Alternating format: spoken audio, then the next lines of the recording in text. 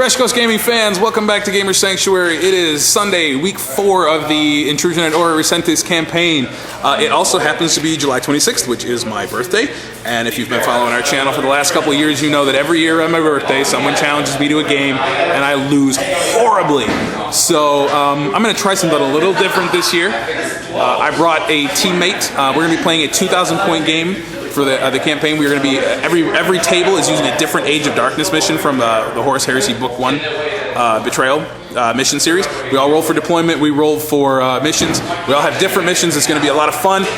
We took all the reins off this week too, so we let people bring us up to 4 formations, different allies, and Lords of War as well with no point restrictions.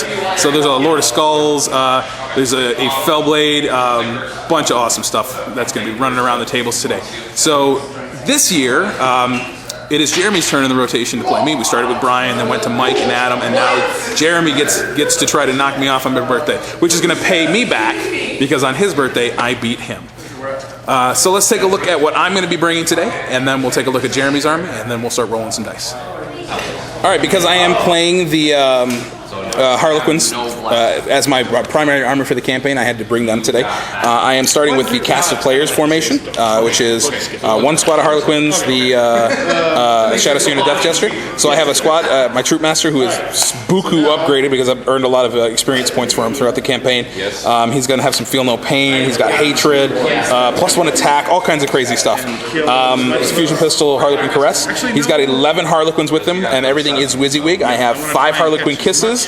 I have 1 Caress, 2 Embraces, and there's a Neurodisruptor in there, and then 3 regular Harlequin guys, just for some filler. Death Jester is just plain, no upgrades on him. The Shadow Seer is Haywire Grenades and Neurodisruptor, and she's a level 2. This is one of my other characters for the campaign as well.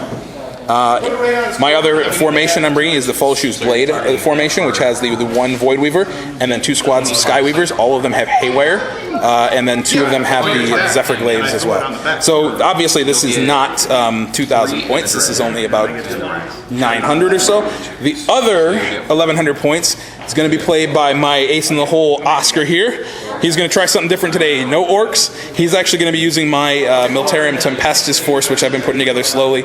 I'm going to be debuting them now on a bat rep for the first time, and he's going to get to play it. So we're going to start with a Commissar. Where'd she go? Here she is. This is the Victoria Miniatures Commissar that I picked up at Adepticon this year. Super awesome model. She is going to be riding with 10 Stormtroopers, Power Fist and Plasma Pistol and Sergeant, 2 Meltaguns, and a Valkyrie with Hellstrike missiles and heavy bolters. Last cannon on the side. There's another squad of 5 MTs with plasma guns, plasma pistol, power fist on the sergeant. They're in a Torox with autocannons and missile launchers, and I think camo netting and maybe 1 other upgrade. I'm not exactly sure. And of course the Knight Acheron as well. So this is about 1,150 points of our detachment.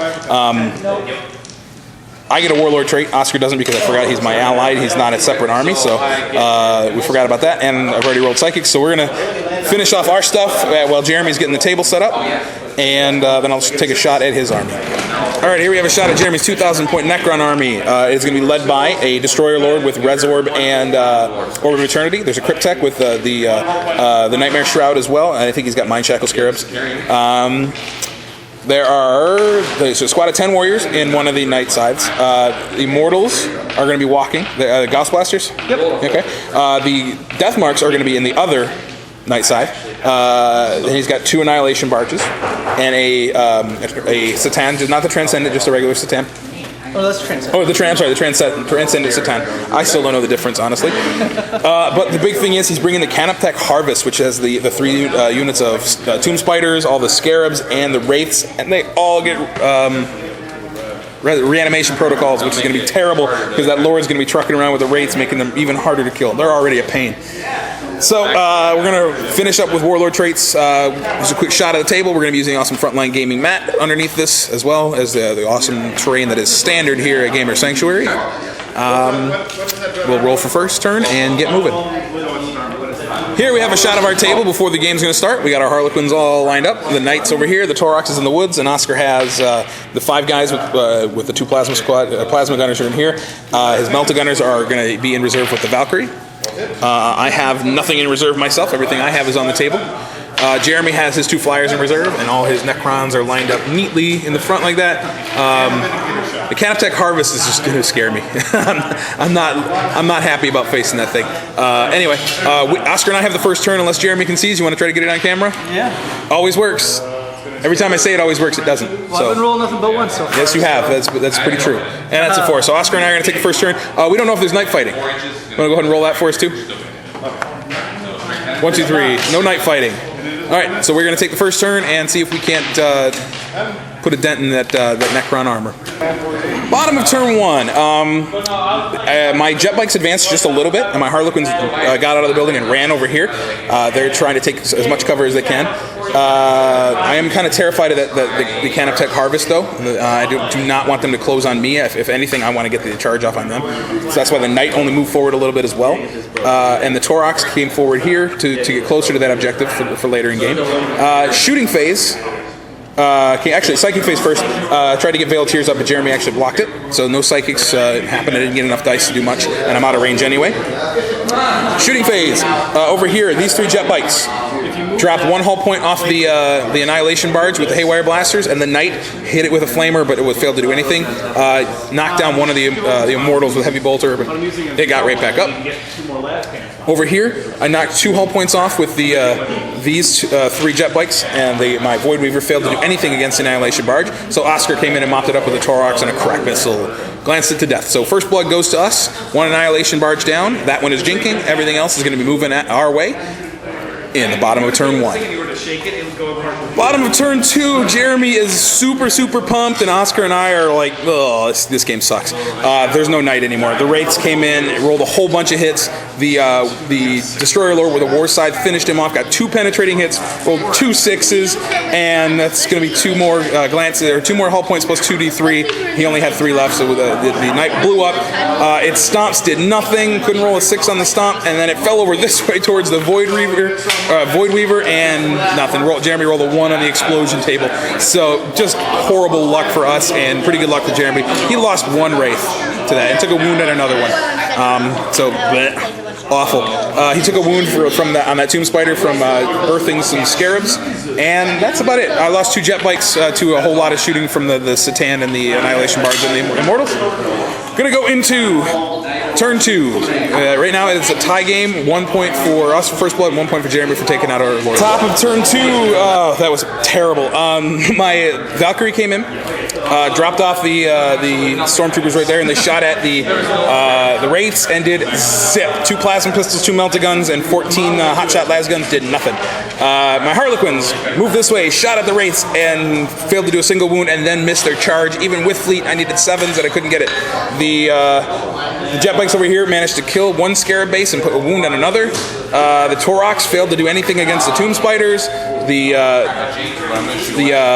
Void Weaver also same thing, shot at the Scarabs and did nothing. I failed to wound everything. And then my 1 jet bike had already declared a charge. Charged in there, did again nothing because Jeremy made all his reanimation rolls, and he ate that jet bike back. On a positive note, they are hallucinating from Fog of Dreams, so they hit everything on 6s. It didn't matter. It didn't matter at all because I can't hit back, and Jeremy can't fail saves and reanimation rolls. So things are still looking terrible for us. It's still 1-1. Going into the bottom of turn 2, Jeremy's got 2 units in reserve. You can definitely tell I'm shooting a video on my birthday because my luck is just abysmal right now. Jeremy is just steamrolling me. The Wraiths charged in on my jet bikes and wiped them out. The Warriors shot at my Harlequin troop. I went to ground behind the Scarabs, thinking the Scarabs were going to try to assault me too. They didn't. So I just went to ground for a 3-up cover save because I have stealth, going to ground, shoot through a unit, and all that jazz. I lost like 4 Harlequins to shooting, which was a lot better than I should have, but they're stuck going to ground and snap firing on everybody this turn. That's crappy. The Satan only killed 1 with his large blast that scattered way off. Over here, I lost the Valkyrie to shooting from the, what was it? The Night Side. Night Side. Oh yeah, the Night Side came in and shot it. I didn't jink because I'm figuring it needs 5s and 6s, and I still needed my Valkyrie to shoot stuff next turn. The 1 jink, the 1 shot gets through, immobilizes it, and I roll a 2. Crash and burn. And I lost a whole bunch of my Stormtroopers to shooting from the Immortals. They make the break test. They're okay too. And those guys are still just chilling in the backfield. So now we're going to move into the top of turn. This is the top of turn 3. Ugh. Things are not looking good for me. Top of our turn 3 was really, really fast because there's not a whole lot left to go. The guys got out of the Torox and shot at, along with the Torox, and killed a couple bases of Scarabs. I needed the high strength from the plasma guns and the crack missiles on the Torox to do it. My Harlequins all snap fired at the Warriors, killed one with a Neuro Disruptor. My little 4-man squad of leftover Tempestuous guys got over there. The Melt Gun came in and immobilized the Annihilation Barge, and then the Commissar's Plasma Pistol finished it off. 13 so far? Bottom of turn 3 coming up. Jeremy still got another flyer in reserve. Things are going from bad to worse in turn 3. The Warriors, or the Immortals, excuse me, finished off the Commissar and her buddies right there, and everything just shot and then charged into my Harlequins, and it took the last round of swinging from the Warlord, from the Destroyer Lord on my Harlequin Troop Master to finish him off. But he instant deathed him with the with strength 7 attacks, so that's terrible. I have 2 Militarium Tempestus dudes hanging out back here who are going to go charge on those death marks, I think, and then the Torox has got 1 hull point left and is stunned, so it's going to snap fire at something. Hope I get lucky and do some damage. And that's all I got left. Turn 4 coming up. Here we are after turn 4. We didn't do top of it because it really didn't do much. I killed a couple death marks with the one with shooting and then 2 more in assault with the sergeant from the Tempestuous squad, but they held, and then the Wraiths just jumped through the building and finished them off. The Night Sides came back in from reserve and blew up the Torox. And that's it. So Jeremy's going to get all 3 objectives. Legitimately, he actually has scoring units on all 3. Oh, no, actually, there's no troop on this one, so he doesn't score that one. But he does have both his troops on objectives there and there. So 6, 7 for Warlord, no line breaker. So technically, 7 to 1 is what he does. 7 to 1 is the final victory total, but it doesn't matter. He tabled me, so he's going to get max points.